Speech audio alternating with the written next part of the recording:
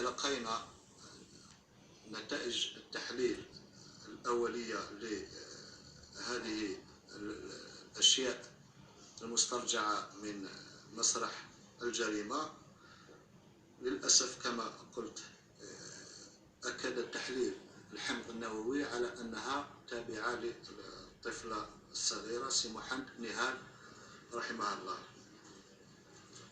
هذا ما يمكن قوله لحد الساعة فيما يخص التحريات الأولية حول اختفاء هذه القاصرة، وأن يعني كل الوسائل المادية والبشرية مسخرة للتحري حول هذه الواقعة، وأن المصالح الأمنية والعدالة تقوم بكل ما في وسعها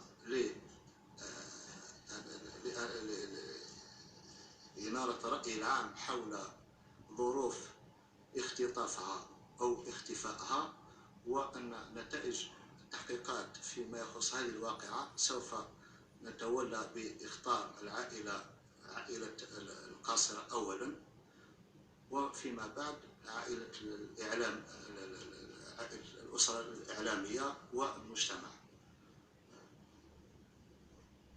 هذا ما يمكن قوله لحد هذه اللحظة. أشكركم على حضوركم اليوم، والسلام عليكم.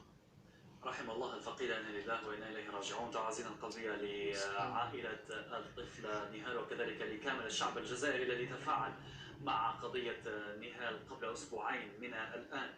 إذن جريمة أخرى تطال